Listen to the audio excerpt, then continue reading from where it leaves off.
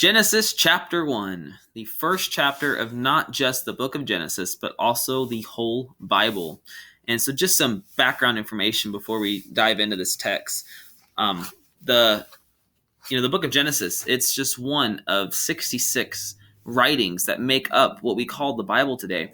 And these are writings that span about 1,500 years of revelation that God has given to people throughout different ages to reveal his heart, his character, the things that he's doing in the world, to bring restoration to all things, to bring a revelation and an awareness of his plan for us, his purposes, and just give us insight into his nature and who he is, because he truly desires relationship with us. And so the book of Genesis itself is the first book of the Bible, and it is a book of origins of God's plan of redeeming the world. And he's going to redeem the world primarily through a nation, a group of people.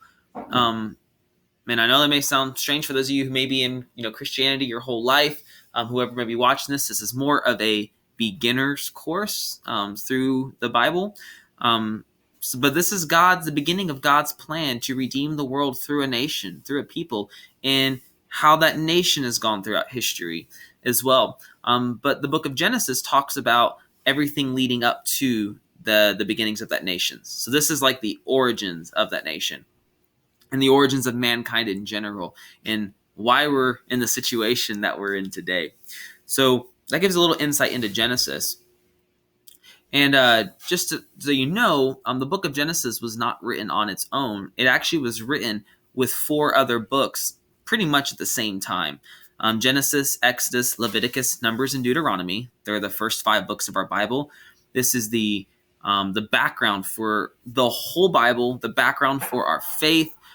This is the foundation, these 5 books that were actually written by Moses. You may have heard of Moses. We'll get into who he is. But Moses, at the time that he is delivering the children of Israel out of bondage to Egypt and bringing them into the promised land to be a blessing to all the nations of the world. So to give you kind of an idea, here is the time of Moses, around the 1450s, 1400s. This here is about the time of the Exodus coming out of Egypt. And during this time, somewhere in here is when Moses is actually writing these books, these first 5 books, and including the book of Genesis. But Genesis chapter 1, and actually let me go back here real quick. So 1400 to 1450 BC, so we're talking 2,500 years ago, writing about, in the Genesis chapter 1, and actually the first few chapters, roughly about 6,000 years ago, around 4,000 BC. And I'm not saying this calendar is completely correct here that I borrowed from this website, thesacredcalendar.com. I just really like the graphics. I think there's a lot of guesses out there how old we really are. But somewhere around 6,000 years old is the general consensus among Bible believers. So Moses is going to be writing in the book of Genesis. We're going to start reading about the very beginning of all this, about 6,000 years ago. All right, so let's go ahead and dive in. So God, he is the God of creation, right? This Genesis chapter 1, as you should have already read, I hope that you've already read. If not, I ask that you go ahead and pause the video and go ahead and read it. But it's a story about how God is creating all things, the universe, the way that we know it, the earth, the way that we know it. So really beautiful. He's an artist, right? I mean, look around you, think of the beauty of all things, the fact that we have life and we're breathing and that we can have this communication right now, the potential of technology to even be able to watch something like this. I mean, God put this all into creation for us. He built all this for us to be able to use as creators ourselves, as little creators. So let's go ahead and dive into just a few things. You're going to notice this creation account. And a lot of times in our modern Christianity, the idea of the creation story, it's kind of used as a basically to kind of combat evolution mentality, which is all well and good. The evolution theory, that's all it is a theory, and it's not even a very good one at that. That we all, kind of came from nothing and all that. But the book of Genesis wasn't written to combat evolution Again, Moses wrote this somewhere between, 2,500 years ago. And, when Moses was getting this from God, he wasn't writing it to combat evolution in the 21st century. So when we go back to reading the Bible, and this is what we're going to get throughout all of these chapters, as we're going through it out of these videos, is we need to get back into the mindset of the people who were reading this or were hearing it read to them, and what was their world like? How did they understand things? Because while the Bible is written for us, right, God has preserved these writings for us to get to know him better and understand our origins, it wasn't written to us. It was written to a very specific people in a very specific culture and a specific worldviews and context. And so when we're looking at the creation story here, a lot of times it's easy to read it with a material mindset. Like in the beginning, there was absolutely nothing, and then God created and materials came into existence. But the ancients, in Israel, who this was written for, at their day and time, they wouldn't have understood the material origin side of it. They weren't so concerned with like material, origins and where, materials come from. They were more concerned with how things functioned in the universe. Everything had a function. The sun had a function. The grass had function. Rain had function.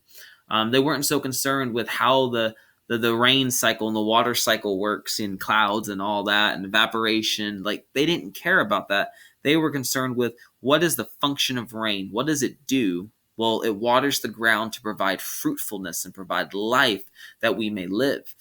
So the book of Genesis, and especially this creation account here, it was written with the mindset of providing the functional origins of the most common things in their worldview, which would be like the sun, the moon, the stars, rain, vegetation, animals, all those things, the grounds, waters, all those things, they had a purpose and a function. And that's kind of how we should read this is, what was the purpose of it all? Okay. So Genesis chapter 1, it's all about God bringing order or functionality into the midst of non-order or non-functionality. What does that mean? Well, if we go to, verse 1 here, it says, in the beginning, God created the heavens and the earth. The earth was without form, or it could be read without function. It had no function. It just existed. It had no purpose. And darkness was on the face of the deep. But then God began to give it function. He began to divide and separate, and he gave the whole creation, the whole earth, functionality so that it could do the things that it was designed to do. So try to read it with that context, with that mentality. So here's a funny little cartoon of some of the things, illustrating the things that God created. So he created light, right? Separating the light from darkness, because before God said, let there be light, it was just darkness. And in the ancient world, darkness was chaos. And we're still kind of scared of the dark, and some of us in our day and age. So yeah, darkness, there's something to that. We want the light. We were created to want the light. And so God created light on day one. Then he separated waters of the sea from waters of the sky. Third day, he's creating land. He's creating plants, right? Day 4, now he's assigning the moon and the sun and the stars.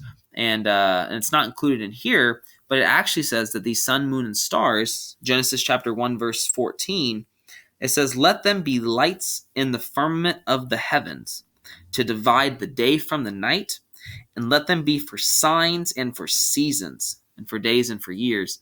And what's really neat is that term for seasons there, while it can include summer, fall, winter, spring, actually, when we go back in the original language, it's talking about a calendar.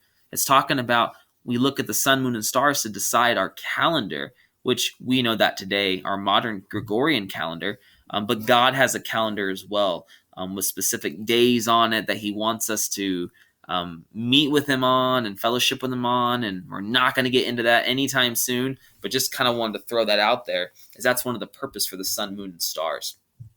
And then he creates, animals of the sea and animals of the land on day 6, and finally mankind. So mankind, now let's get to Genesis chapter 1, verse 26. Mankind, It's amazing that all of this creation was created for us, for mankind. We're the reason for creation. We are the pinnacle of God's creation. Okay? That's what it says here.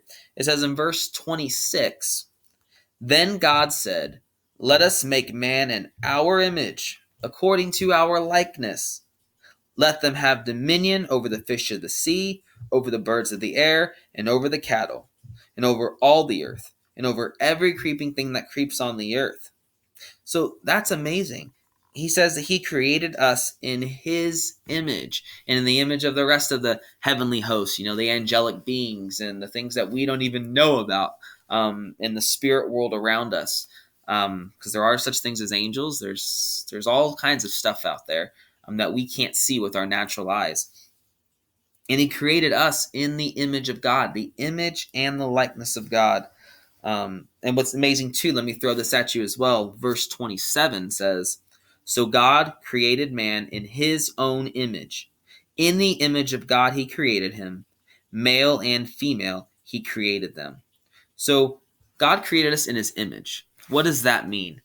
Well, an image of God, it's basically we are supposed to represent him. We're representing his nature, his character, what he looks like, which God doesn't really have a form, right? He doesn't really, as far as we know, he doesn't have a head and eyes and ears and hands.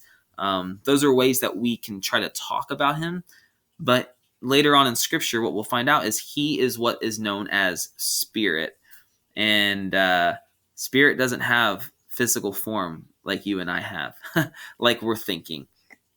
And so when it's saying we're created in the image of God, we're to represent him, where when people see us, they're supposed to see him.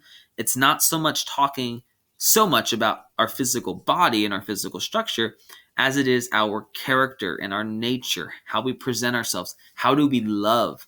How do we walk in joy and peace and just everything that God is, which again, as we go through, we're going to see who God is. And so far, God creating all this for mankind, we already know two things about God.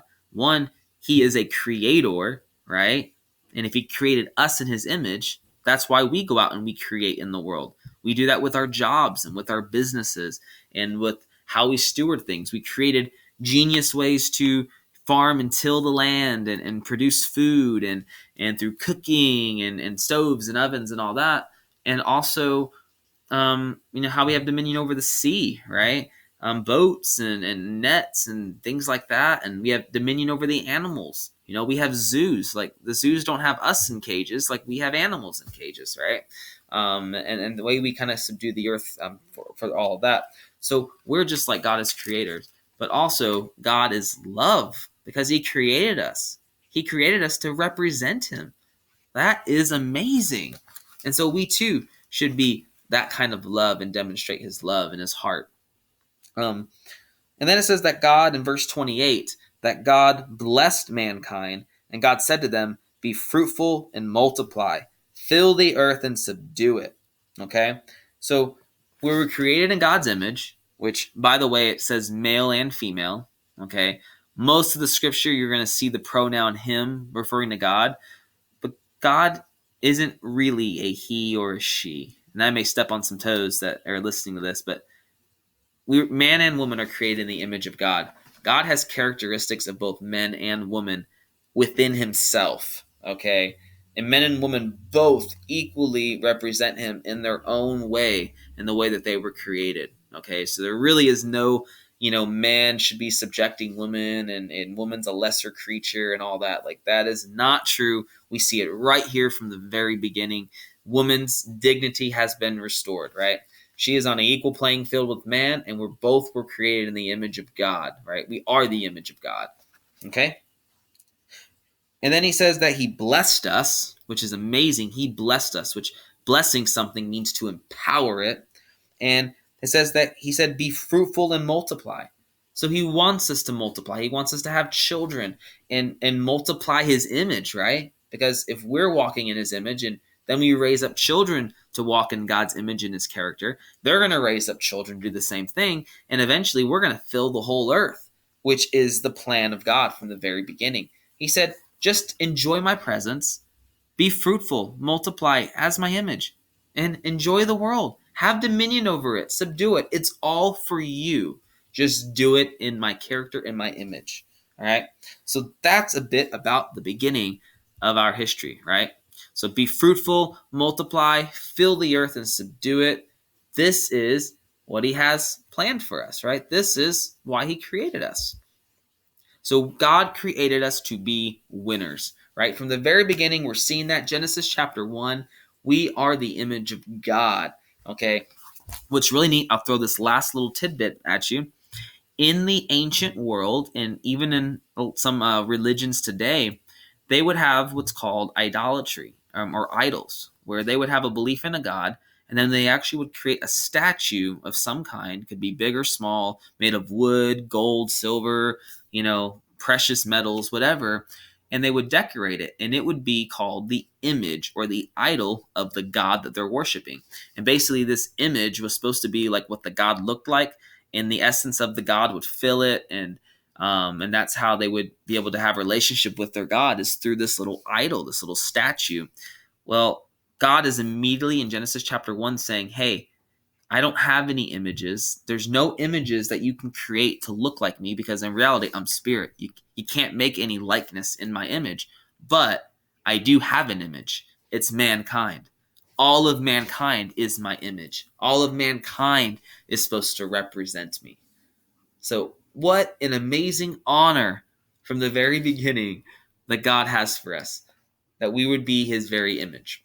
So that's it for Genesis chapter 1. Go ahead and reread it if you haven't read it already, or you want to reread it now with kind of some of that this revelation that I just presented to you, and see what other things that God may share with you as you're reading through that. And then just take a few minutes and just pray to him and thank him for what he's showing you in this. So blessings, and have a good rest of your day.